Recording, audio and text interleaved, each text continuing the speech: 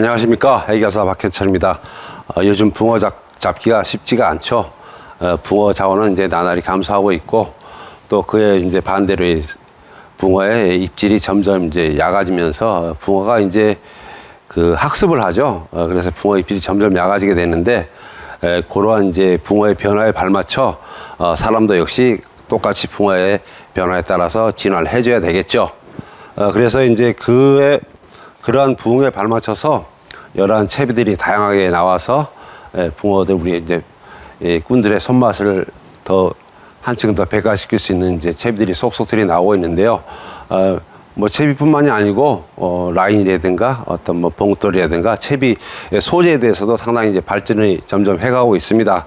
그래서 이제 다른 건 다 많이 이제 어느 한계까지는 이제 채비라든가 어떤 라인이라든가 이런 소재 방면에서는 상당히 많이 이제 진전이 있었는데요. 그 중에서 이제 붕어의 이제 봉돌에 대해서는 오히려 퇴보를 했습니다. 기존에 이제 우리가 예전에 이제 거의 이제 납으로 된 이제 봉돌을 많이 사용을 하였는데요. 납의 이제 환경 문제로 인해서 어떤 이제 국가적인 시책위에서 납을 사용할 수 없음으로 인해서 이제 황동이라든가 여러 이제 청동이라든가 아니면 뭐 스텐이라든가 이런 이제 제품들로 친환경 제품들로 인해서 대체를 하게 돼서 봉돌의 이제 크기가 더 커져서 실제로 붕어 입질 반대는 상당히 불리하게 작용을 하고 있습니다. 이 납이 가지고 있는 이 특성은 상당히 비중이 상당히 무거운 물질이죠. 납은. 그리고 무겁기도 하고 또 가공이 쉽습니다. 그래서 이 봉돌로서는 상당히 이제 좋은 재료였는데 그 납을 쓰지 못하게 됨으로 인해서 요 근래 이제 거의 붕어 낚시에서는 황동이라는 재료로 해서 이제 봉돌을 만들어 쓰게 됐는데요. 이 황동이라는 물질이 이 비중이 납보다는 상당히 가벼워요. 납의 비중이 약 물의 1이라고 생각하면은 납의 비중이 11.3 정도 되고요. 황동이 약 8.5 정도. 그러니까 이 납이 이 황동보다는 약 한 1.5배 정도 무겁다고 해야 되겠죠. 그래서 이제 봉돌의 소재는 이 작고 무거울수록 효과적입니다. 빨리 가라앉고 물속에서 부피가 작아서 물고기 눈에도 덜 띄고 붕어가 흡입할 때 그 저항감도 봉돌이 빨려 들어올 때 그 저항감도 줄여서서 작고 무거울수록 좋은 재료가 되는데 그런 의미에서 친환경 정책에 의해서 어쩔 수 없이 이제 봉돌을 이제 소재를 황동으로 바꿔 사용하고는 있지만은 실제적으로 우리가 이제 입질을 받는 데 있어서는 상당히 불리한 면으로 작용을 하고 있습니다. 그런 점에 착안해서 제가 이 봉돌의 소재를 과연 이제 납보다 무거운 이제 소재를 사용하면서도 친환경적으로 사용할 수 있는 제품이 뭐가 있는가 금속을 제가 알아봤거든요. 그랬더니 우리가 일반적으로 생각할 수 있는 것들 중에서는 뭐 금 금하고 이제 백금 종류가 납보다 상당히 무거워서 봉돌로 사용하기가 이제 좋은 재료긴 합니다만 가격이 너무 비싸서 도저히 사용할 수가 없어요. 이거는 뭐 말도 안 되는 재료고요. 뭐 한 돈이면은 3.75g 약 1호 그러니까 10분 정도 되는 거죠. 그 정도 되는 무게가 뭐 몇십만 원씩 가니까 뭐 봉돌로 사용할 수는 불가능한 재료라고 할 수가 있죠. 그거하고 이제 비슷한 순금하고 그 백금의 비중은 납보다 훨씬 높습니다. 순금 같은 경우가 19가 넘고요. 백금 같은 경우는 약 20일 정도 되는 이제 비중을 물의 1에 대비해서 그 정도 비중을 가지고 있기 때문에 납보다는 거의 뭐 2배 가까이 되는 비중을 가지고 있죠. 또 이제 그런 이제 금 소재들은 너무 고가이기 때문에 사용할 수가 없어서 그하고 거의 필적할 만한 비중을 가지고 있으면서도 사용할 수 있는 재료를 생각을 해봤더니 텅스텐이라는 재료가 있어요. 텅스텐이라는 재료는 이 순금하고 비중이 거의 같습니다. 19.3 정도 되거든요.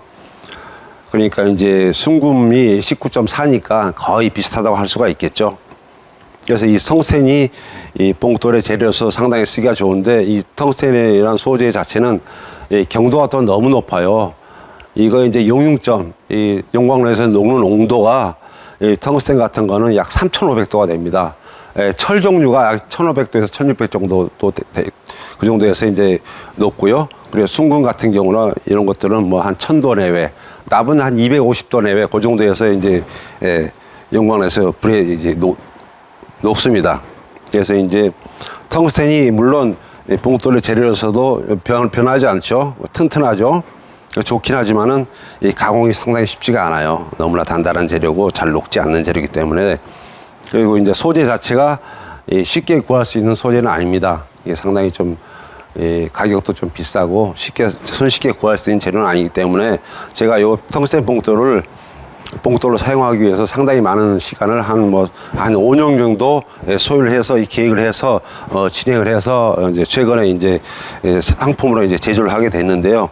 물론 이제 요거는 이제 작년 가을쯤에 이미 출시가 돼서 제가 이제 현장 테스트도 다 마치고, 근데 대량 생산에 문제가 있어서 인터넷상에 올리지 않고 이제 쇼핑몰에서만 이제 판매를 했습니다. 그래서 이제 요즘은 이제 대량 생산 체제를 갖춰서 일반적으로 시판을 할 수가 있게 돼서 지금 이 시간에 이런 시간을 마련하게 됐거든요.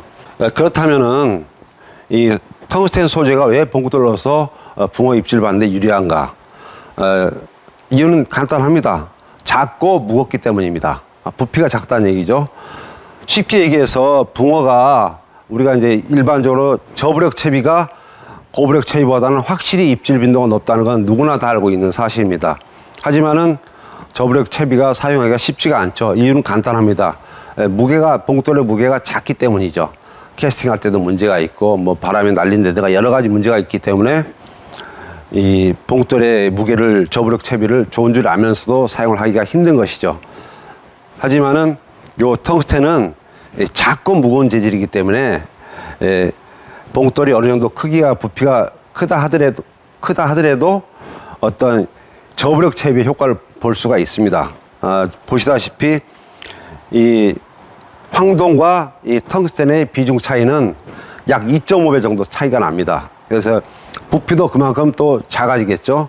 왜 작아졌을 때 입질이 좋냐 하면은요, 무게보다는 부피의 차이가 있습니다. 저부력 채비나 고부력 채비나 찌맞춤 똑같아요.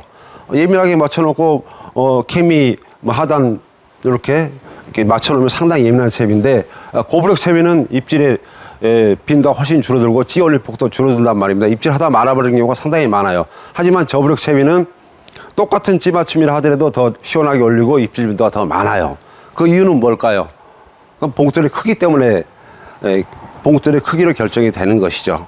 그래서 이 텅스텐 봉돌은 이 황동에 비해서 부피가 약 2.5배나 작습니다. 그래서 입질 받을 확률이 훨씬 많은 것이죠. 붕어가 흡입을 할 때 그 순간은 눈에 보이지 않을 정도로 빠르게 흡입을 하거든요. 물론 찌가 천천히 올라오기 때문에 붕어가 그렇게 흡입한다고 생각하는 큰 오산입니다. 그렇게 하면 흡입이 되질 않아요. 붕어는 제가 눈으로 수족관에서 붕어가 먹는 모습 확인하기 위해서 수천 번 확인해 봤어도 눈으로 그걸 확인할 수가 없어요. 왜냐? 너무 빠르기 때문에요.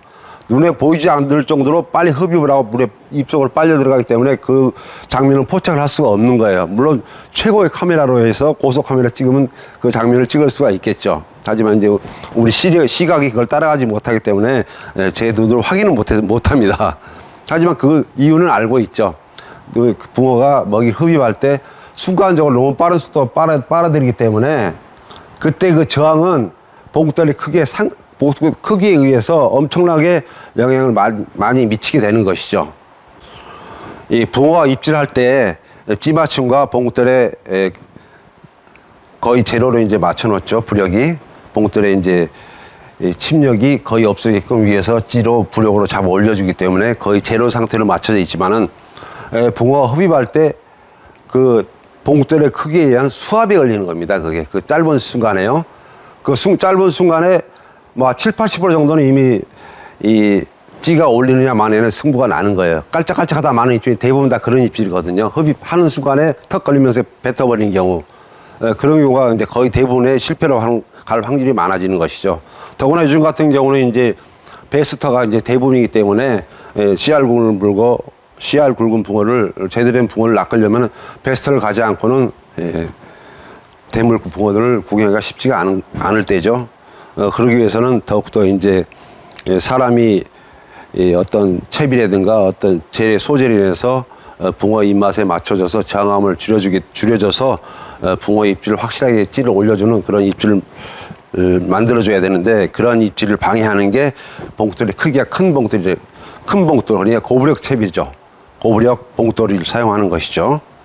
그런 단점을 갖다가 이 텅스텐 봉돌이 보완을 해주는 겁니다. 채비가 재료를 맞추는 채비가 빠는 붕어 순간적으로 흡입하는 순간에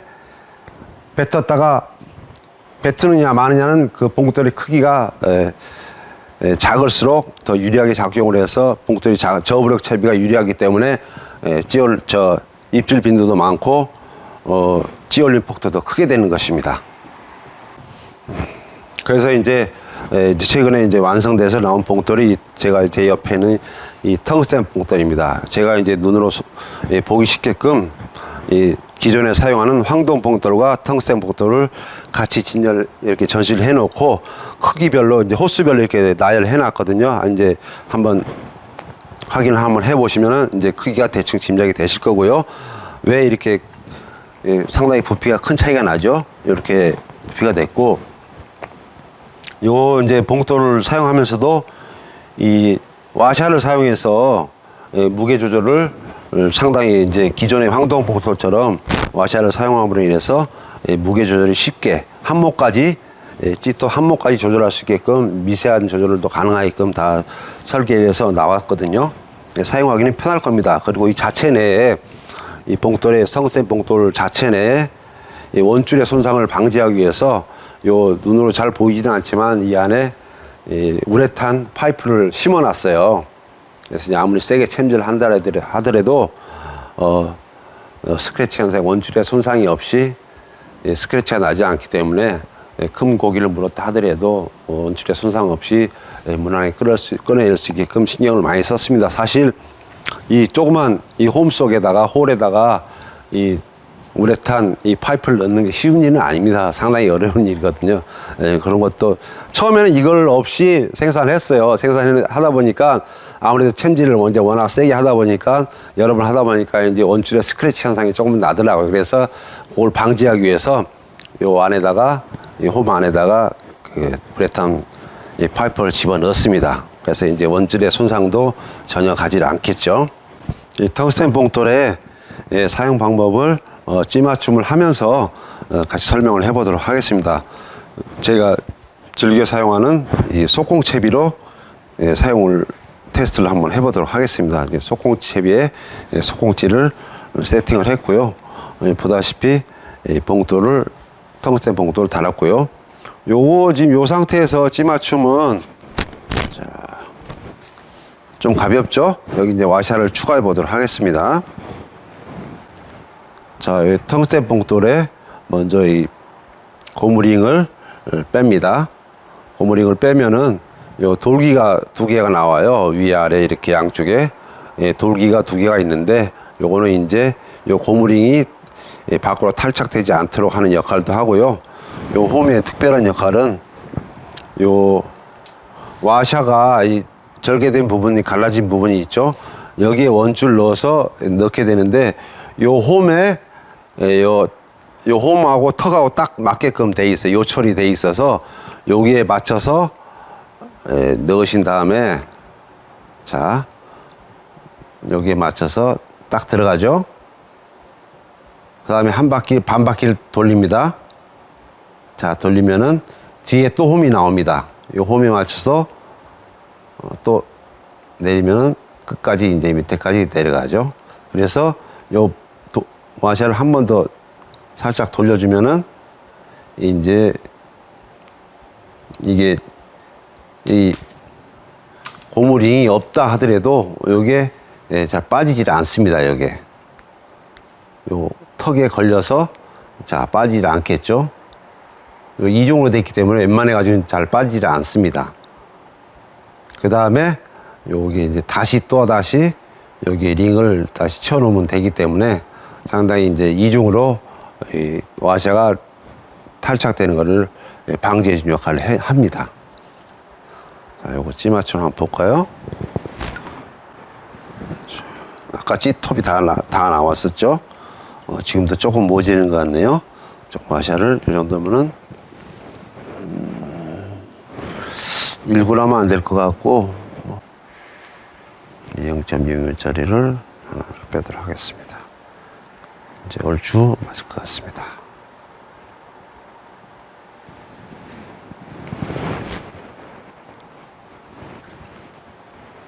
자, 이제 찌맞춤이 딱 맞았네요.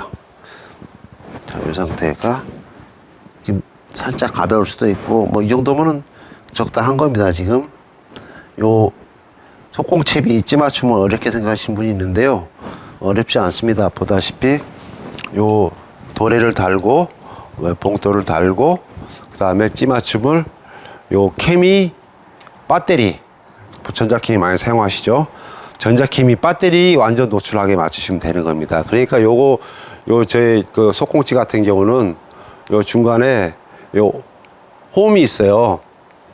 이게 2mm, 3mm 갇혀에 사용하기 위해서 중간에 오목한 절구통처럼 오목한 홈이 있거든요. 여기에 배터리가 걸리기 때문에 요 선에 맞추면 되는 겁니다. 요 중간, 고무의 중간이죠. 찌고무의 중간입니다. 케미 고무의 중간입니다. 자, 그러면은 딱 중간까지 밖에 안 들어가거든요, 배터리가.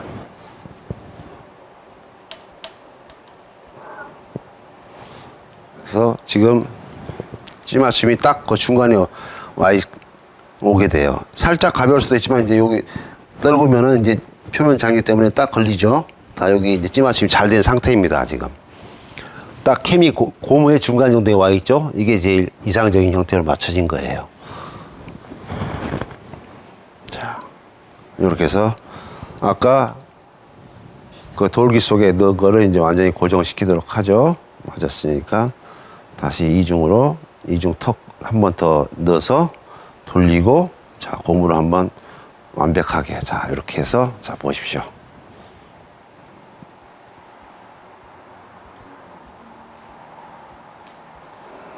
자, 됐습니다. 네, 속공채비 이런 식으로 찌맞춤 하시면 됩니다. 어려울 거 하나도 없어요. 이 속공찌에 속공찌 전용 도리를 달고, 요건 꼭 텅스텐 봉돌이 아니라도 상관이 없습니다. 일반 황동 봉돌이나 납봉돌을 사용하셔도 상관이 없습니다. 근데 요 도래는 전용 도래를, 속공채비 전용 도래를 꼭 사용을 해줘야 됩니다. 요게 이제 스탠다드 찌맞춤이죠. 요거 이제 바닥 안착 상태를 한번 보면은요, 이 정도면 탕탕 떨어집니다.